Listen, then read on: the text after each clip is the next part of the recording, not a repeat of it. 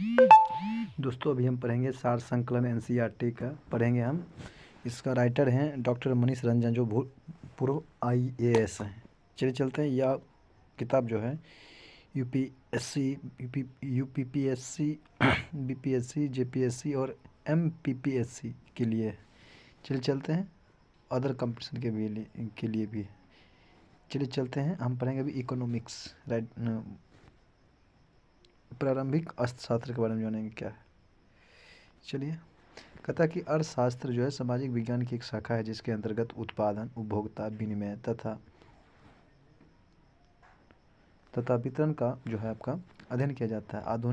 परंतु आधुनिक अर्थशास्त्र में कई अन्य शाखाएं जुड़ गई है जिसमें राजस्व, जन कल्याण, अंतर्राष्ट्रीय व्यापार, विदेशी विनिमय और बैंकिंग इत्यादि शामिल है।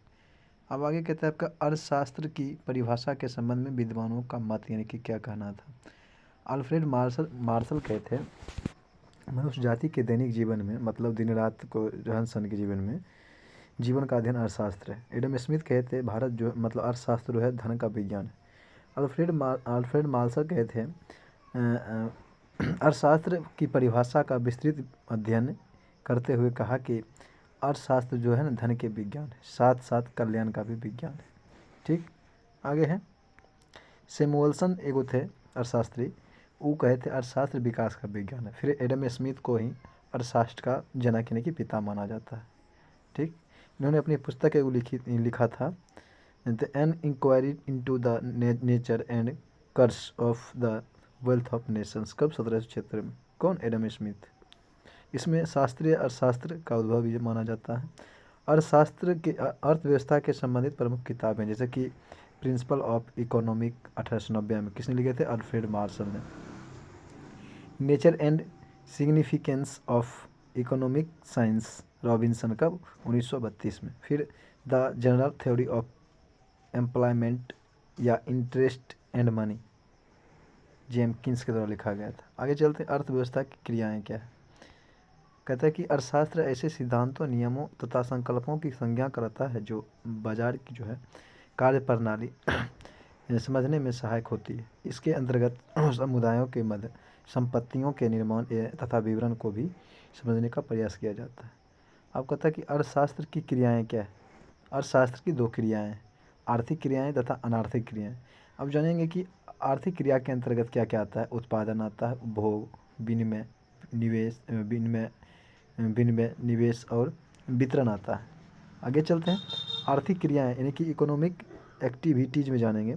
आर्थिक क्रियाओं के अंतर्गत व्यक्ति का उद्देश्य यानी कि धन की प्राप्ति करना होता है, जैसे कि श्रमिक, उद्यमी और व्यापारी। अब आगे है आपका उत्पादन। उत्पादन के बारे में जानेंगे। प्रोडक्शन क्या है? प्रोडक्शन कहता है यह एक ऐसी आर्थिक क्रिया है जिसमें वस्तु की उपयोगिता या वस्तु के महत्व में वृद्धि की जाती है। उत्पादन में श्रम यानी कि लेबर, पूंजी यानी कि कैपिटल एवं तकनीक यानी कि तकनीक आदि का व्यापक महत्व होता है। अतः यह विषय भी जो है आपका अर्थशास्त्र के अध्ययन क्षेत्र में सम्मिलित किया जाता है। परिभाषा स्वरूप हम कह सकते हैं कि उत्पादन के अंतर्गत किसी वस्तु अथवा सेवा का आवश्यकता के अनुरूप जो है निर्माण या उपभोग किया जाता है, जिससे उसकी संरचना में परिवर्तन होता है। आगत यानी कि इनपुट, निर्गत यानी कि आउटपुट यानी कि आगत निर्गत को में बदलना उत्पादन कहलाता है। उपभोग क्या है? कहता है कि कंsumption क्या है? उत्पादन का उपभोग उत्पादन का उपयोग उपभोग कहलाता है, यानी कि use of production in called consumption. उपभोग वह आर्थिक क्रिया है जो उत्पादन के उद्देश्य की पूर्ति करती है। उपभोक्ताओं द्वारा उत्पादों को मूल्य चुका कर के आवश्यक वस्तुओं को प्राप्त किया जाता है। आगे जानेंगे हम। अब आगे है आपका निवेश क्या है, इन्वेस्टमेंट क्या है, इसके बारे में जानेंगे। कहता है कि इन्वेस्टमेंट जो है वह आर्थिक क्रिया है जिससे उत्पादन का विस्तार किया जाता है ताकि अधिक लाभ का प्राप्ति हो सके। विनिमय क्या है? विनिमय यानी कि एक्सचेंज। कहते हैं विनिमय का समान अर्थ वस्तुओं के आदान प्रदान यानी कि आदान प्रदान से होता है। वस्तु आधुनिक अर्थशास्त्र में विनिमय वह आर्थिक क्रिया है परंतु आधुनिक अर्थशास्त्र में विनिमय वह आर्थिक क्रिया है जिसका संबंध वस्तुओं की खरीद तथा बिक्री से है। यह क्रिया धनराशि या मूल्य द्वारा की जाती है, इसलिए इसे उत्पादन मूल्य भी कहा जाता है, जिसका अर्थ बाजार की अलग अलग परिस्थितियों के आधार पर उत्पादन का मूल्य निर्धारित करना होता है, जैसे कि पूर्ण प्रतिस्पर्धा, अपूर्ण प्रतिस्पर्धा और एकाधिकार। एकाधिकार एकाधिकार आगे चलते हैं। विनिमय को दो भागों में बांटा जाता है, यानी कि वाणिज्यिक विनिमय यानी कि केमिकल कॉमर्शियल एक्सचेंज और व्यापारिक विनिमय यानी कि ट्रेड एक्सचेंज। जानते हैं क्या है कि वितरण क्या है, डिस्ट्रीब्यूशन क्या है। कहता है कि वितरण वह आर्थिक क्रिया है जिसका संबंध उत्पादन के साधनों की कीमत से है, जैसे कि जमीन, श्रमिक, पूंजी, उपक्रम आदि। इसे साधन मूल्य भी कहा जाता है, जैसे जमीन का मूल्य अर्थात किराया, श्रम का मूल्य अर्थात मजदूरी, पूंजी का मूल्य अर्थात ब्याज तथा उपक्रमों का मूल्य उद्यमों का मूल्य या लाभ होता है। चलते हैं। किसी कंपनी, संस्था या देश के द्वारा निर्मित वस्तु या सेवा को नागरिक एवं उपभोक्ता तक पहुंचाने का तंत्र ही वितरण प्रणाली है। वितरण वह अध्ययन है जिसके द्वारा हमें यह ज्ञात होता है कि देश में जो उत्पादन किया जाता है उसका देश की राष्ट्रीय आय यानी कि नेशनल इनकम या सकल घरेलू उत्पाद यानी कि GDP, ग्रॉस डोमेस्टिक प्रोडक्ट का वितरण वेतन, मजदूरी तथा लाभ में कैसे उपयोग किया जाए। अनार्थिक क्रियाएं क्या है, नॉन इकोनॉमिक एक्टिविटीज़ क्या है। तो वे क्रियाएं हैं जिसका उद्देश्य जो होता है आत्मिक संतुलन प्राप्त करना होता है, न कि धन प्राप्त करना, जैसे कि सामाजिक क्रियाएं और धार्मिक क्रियाएं। आगे चलते हैं। आगे है अर्थशास्त्र की शाखाएं क्या है। व्यष्टि अर्थशास्त्र यानी कि माइक्रो इकोनॉमिक क्या है। व्यष्टि अर्थशास्त्र के अंतर्गत जो होता है आर्थिक इकाइयों का अध्ययन किया जाता है। व्यष्टि अर्थशास्त्र के प्रणेता एडम स्मिथ। व्यष्टि अर्थशास्त्र के नेता कौन थे, एडम स्मिथ। व्यष्टि अर्थशास्त्र के अंतर्गत छोटी आर्थिक क्रियाएं इकाइयों से संबंधित आर्थिक समस्याओं एवं आर्थिक मुद्दों का अध्ययन किया जाता है, जैसे कि व्यक्तिगत उपभोक्ता। व्यष्टि अर्थव्यवस्था आर्थिक मानव के व्यक्तिगत व्यवहार का अध्ययन कराती है। आर्थिक मानव की आवश्यकताएं, उत्पादन को प्रेरित करने वाले तत्वों तथा बाजार के उसके संबंध का अध्ययन व्यष्टि अर्थशास्त्र के अंतर्गत किया जाता है।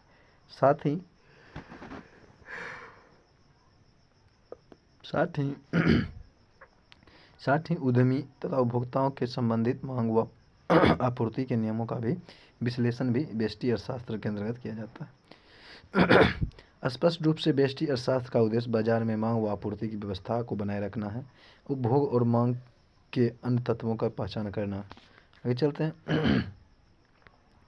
आगे है आपका समष्टि अर्थव्यवस्था क्या है।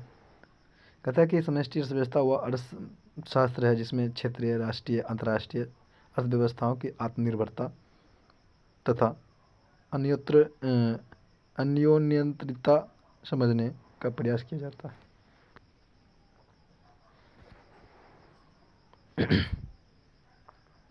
इसके अतिरिक्त हमें राष्ट्रीय आय, बचत, व्यापार की व्याख्या करते हुए अर्थव्यवस्था के लक्षणों का जो होता निर्धारण तथा उनकी प्राप्ति के प्रयास का भी सम्मिलित होता है। राष्ट्रीय आय क्या है, राष्ट्रीय आय रोजगार, मुद्रा, सामान्य कीमत स्तर, आर्थिक विकास व अंतर्राष्ट्रीय व्यापार से संबंधित सिद्धांतों का अध्ययन समष्टि अर्थव्यवस्था के अंतर्गत ही किया जाता है। समष्टि अर्थशास्त्र जो है अर्थशास्त्र की समग्र रूप से व्याख्या करने का एक प्रयास करता है। यह बेरोजगारी, मुद्रास्फीति, मुद्रा तथा राजकोषीय नीति के जैसे व्यापक विषयों की व्याख्या के द्वारा इन तत्वों का अध्ययन अर्थव्यवस्था के संतुलन से संबंधित स्थापित करता है। अब देखिए, जानते हैं कि व्यष्टि अर्थव्यवस्था और समष्टि अर्थव्यवस्था में अंतर क्या है, जान लेंगे। विषय सामग्री पहला है, कहते हैं व्यष्टि अर्थशास्त्र में व्यक्तिगत आर्थिक क्रियाओं का अध्ययन किया जाता है। व्यष्टि अर्थशास्त्र में व्यक्तिगत फर्म, उद्योग, व्यापारिक इकाई व तेजी व मंदी की विवेचना होती है। उपभोक्ता या फर्म को सर्वोत्तम दशा तक पहुंचाने में व्यष्टि अर्थशास्त्र सहायता करता है। व्यष्टि अर्थशास्त्र का क्षेत्र सीमांत विश्लेषण आदि पर आधारित नियमों तक सीमित है। व्यष्टि अर्थशास्त्र एकमात्र व्यक्तिगत समस्याओं का ही समाधान प्रस्तुत करता है। व्यष्टि अर्थशास्त्र केवल एक स्थान विशेष के लिए ही प्रयोग किया जाता है। व्यष्टि अर्थशास्त्र केवल सिद्धांतों की सत्यता का मापदंड प्रदान करने के लिए महत्वपूर्ण होता है। व्यष्टि अर्थशास्त्र कीमत विश्लेषण से संबंधित रखता है। व्यष्टि अर्थशास्त्र व्यक्तिगत कीमत, उत्पादन, उपभोक्ता आदि की ओर निर्देश देता है। व्यष्टि अर्थव्यवस्था केवल व्यक्ति विशेष की समस्याओं का अध्ययन कर नीति की व्याख्या करने में सहयोग प्रदान करता है। अब आगे आपका समष्टि अर्थव्यवस्था कहता है कि समष्टि अर्थव्यवस्था में संपूर्ण अर्थव्यवस्था का एक समग्र इकाई के रूप में अध्ययन किया जाता है। समष्टि अर्थव्यवस्था के द्वारा जो है संपूर्ण आर्थिक मंदी तथा आर्थिक तेजी का भी स्पष्टीकरण किया जाता है। संपूर्ण अर्थव्यवस्था को सर्वोत्तम बिंदु तक पहुंचाने में समष्टि अर्थशास्त्र का विशेष सहायक होता है। समष्टि अर्थशास्त्र का क्षेत्र राष्ट्रीय आय, पूर्ण रोजगार, राजस्व आदि संपूर्ण अर्थव्यवस्था से संबंधित समस्याओं के विश्लेषण से अधिक व्यापक हो जाता है। समष्टि अर्थशास्त्र संपूर्ण अर्थव्यवस्था की समस्याओं का विश्लेषण कर समाधान प्रस्तुत करने का प्रयास करता है।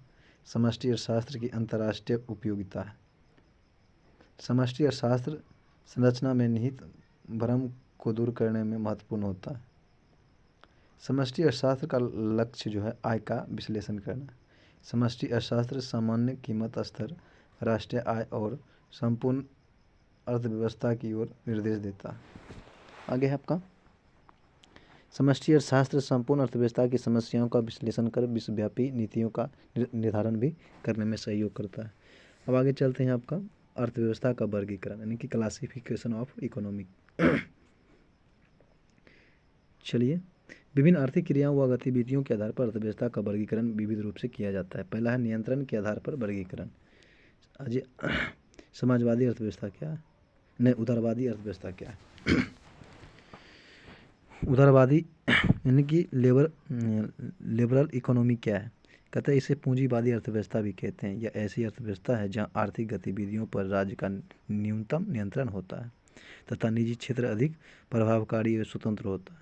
यह अर्थव्यवस्था एडम स्मिथ के लेसेज फेयर या हस्तक्षेप के सिद्धांत पर काम करती है। इसमें बाजार की शक्तियाँ अधिक प्रभावकारी भूमिका में होती जैसे कि संयुक्त राज्य अमेरिका और ब्रिटेन, फ्रांस आदि के देशों की अर्थव्यवस्था पूंजीवादी अर्थव्यवस्था। अब आगे आपका इस अर्थव्यवस्था का उद्देश्य अधिक से अधिक लाभ कमाना होता है। पूंजीवादी अर्थव्यवस्था में कभी कभी एकाधिकार की स्थिति बन जाती है। एकाधिकार जो है एकाधिकार की व्याख्या अवस्था में उत्पादन एक संस्था या व्यक्तिगत तक ही सीमित रह जाता है, जिससे वस्तु के मूल्य में वृद्धि होती है। पूंजीवादी अर्थव्यवस्था का उद्भव एडम स्मिथ की पुस्तक द वेल्थ ऑफ नेशंस को माना जाता है। अब आगे आपका समाजवादी अर्थव्यवस्था। समाजवादी अर्थव्यवस्था में राज्य एक महत्वपूर्ण शक्ति होती है जो राज्य की समस्त आर्थिक गतिविधियों को नियंत्रित या निर्देशित करती है। यह उत्पादन के साधनों पर सार्वजनिक स्वामित्व की अधिकार होता है, संकल्प को लेकर के चलती है। इसमें बाजार की शक्तियाँ नियंत्रित रहती है, जैसे कि भूतपूर्व सोवियत संघ की अर्थव्यवस्था। अब आगे आपका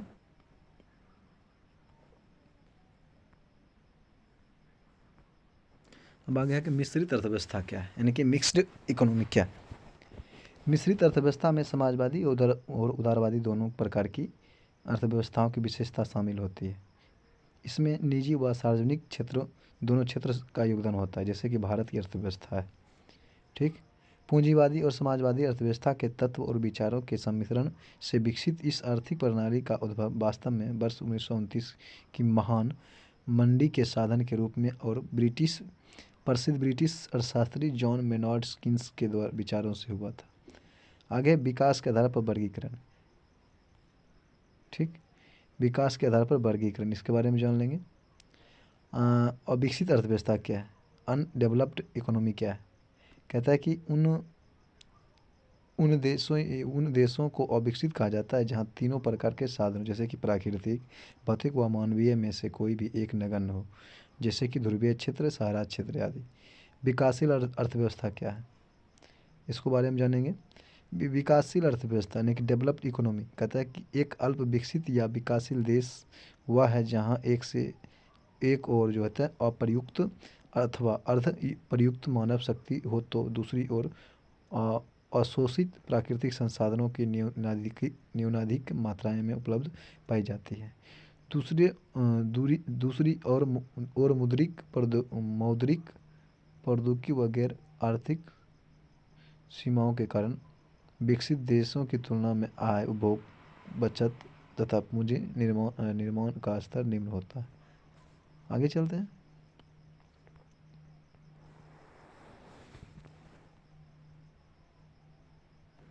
विकसित अर्थव्यवस्था, इसके बारे में जानेंगे। विकसित अर्थव्यवस्था यानी कि डेवलप्ड इकोनॉमी उन स्थानों देशों को विकसित कहा जाता है जहां उत्पादन के तीनों साधनों यानी कि प्राकृतिक, मानवीय तथा भौतिक पर्याप्त मात्रा में उपलब्ध हो तथा उनका अनुकूलतम या समुचित उपयोग हो रहा।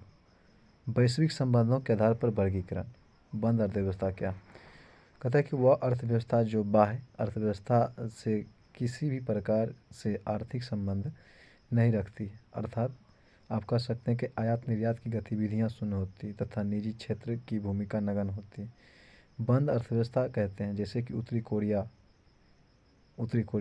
जैसे कि आयात हो गया आपका एक्सपोर्ट, निर्यात हो गया आयात हो गया आपका एम, निर्यात हो गया आपका एक्सपोर्टिंग, यानी एक्स माइनस एम बराबर होता है आपका 0। आगे चलते हैं। खुली अर्थव्यवस्था क्या है? वह अर्थव्यवस्था जिसका शेष विश्व के साथ आर्थिक संबंध होता है। इस अर्थव्यवस्था में वस्तु और सेवाओं का अन्य देशों को बाह्य प्रभाव और अन्य देशों से वस्तु और सेवाओं का अंततः प्रभाव होता है। ऐसी अर्थव्यवस्था में उत्पादन, उपभोग तथा पूंजी निर्माण बाह्य लेन देन से प्रभावित होते हैं।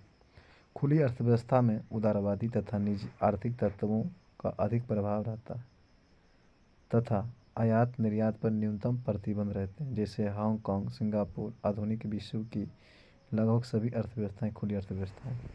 आगे चलते हैं। आगे अर्थव्यवस्था के क्षेत्र, सेक्टर ऑफ इकोनॉमी। आगे चलते हैं। संपूर्ण अर्थव्यवस्था की आर्थिक गतिविधियों को लेखांकित करने के लिए इसे 3 क्षेत्र में विभाजित किया जाता है: प्राथमिक क्षेत्र, द्वितीयक क्षेत्र एवं तृतीयक क्षेत्र। अभी हम जानेंगे प्राथमिक क्षेत्र, प्राइमरी सेक्टर्स क्या कहता है कि अर्थव्यवस्था का वह क्षेत्र जहाँ प्राकृतिक संसाधनों को कच्चे माल के रूप में प्राप्त किया जाता है प्राथमिक क्षेत्र कहलाता है। इसे कृषि एवं संबंधित गतिविधियाँ सम्मिलित होते हैं। ठीक, जैसे कि प्राथमिक क्षेत्र के अंतर्गत आता है आपका कृषि, वानिकी, पशुपालन, मत्स्य, खनन, उत्खनन, ये सभी आते हैं। खनन में जाता है ऊर्ध्वाधर खुदाई, उत्खनन में हो जाता है आपका क्षैतिज खुदाई। अब अगर द्वितीय क्षेत्र, सेकेंडरी सेक्टर क्या है? अर्थव्यवस्था का वह क्षेत्र जो प्राथमिक क्षेत्र के उत्पादन को अपनी गतिविधियों के रूप में कच्चे माल के रूप में उपयोग करता है। ठीक है, इस क्षेत्र के अंतर्गत मुख्यतः अर्थव्यवस्था को विनिर्मित वस्तुओं के उत्पादन का लेखांकन किया जाता है। जैसे कि निर्माण जहाँ किसी अस्थायी परिसंपत्तियों का निर्माण किया जाए, जैसे भवन। ठीक, विनिर्माण जहाँ किसी वस्तु का उत्पादन हो, जैसे कि कपड़ा, रोटी आदि। विद्युत, गैस एवं जलापूर्ति आदि। आगे चलते हैं। तृतीय क्षेत्र या सेवा क्षेत्र क्या है? टर्सरी सेक्टर या सर्विस सेक्टर क्या है? यह क्षेत्र अर्थव्यवस्था के प्राथमिक और द्वितीय क्षेत्र को अपनी उपयोगी सेवाएं प्रदान करता है। इस क्षेत्र में विभिन्न प्रकार की सेवाओं का उत्पादन किया जाता है। तृतीय क्षेत्र के अंतर्गत सम्मिलित क्षेत्र, परिवहन एवं संचार, बैंकिंग, बीमा, भंडार, व्यापार, सामुदायिक सेवाएं। चतुर्थ क्षेत्र क्या है? कहता है कि अर्थव्यवस्था के इस क्षेत्र में बौद्धिक गतिविधियों को शामिल किया जाता है, जैसे सरकार, संस्कृति, पुस्तकालय, अनुसंधान, शिक्षा, सूचना प्रौद्योगिकी आदि। इस क्षेत्र से संबंधित गतिविधियां भी शामिल हैं। पंचम क्षेत्र कहता है कि समाज या अर्थव्यवस्था में उच्च स्तरीय निर्णय लेने वाले संस्थान, जैसे कि विश्वविद्यालय, मीडिया, विज्ञान और गैर सरकारी संस्थान आदि को शामिल किया गया। कल्याणकारी अर्थशास्त्र क्या है? अर्थशास्त्र का वह भाग जिसमें आर्थिक क्रियाओं का समाज के कल्याण के संबंध में देखा जाता है। यह मानता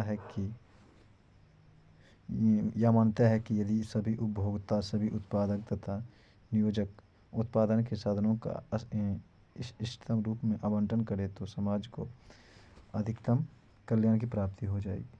ठीक, अब आगे है विकास। जान लेते हैं आर्थिक विकास क्या है। सामान्यतः किसी क्षेत्र, विशेष देश अथवा व्यक्ति की आर्थिक समृद्धियाँ क्या है, इसके बारे में जानेंगे। समृद्धि में वृद्धि को आर्थिक विकास कहा जाता है। ठीक, कहते हैं परंतु नीति निर्माण की दृष्टि से आर्थिक विकास में उन सभी प्रयत्नों को शामिल किया जाता है जिसका लक्ष्य होता है आपका किसी जन समुदाय की आर्थिक स्थिति व जीवन स्तर में सुधार करना होता है। आर्थिक विकास के संदर्भ में विभिन्न विद्यमानों, बस आज यहीं तक करते हैं।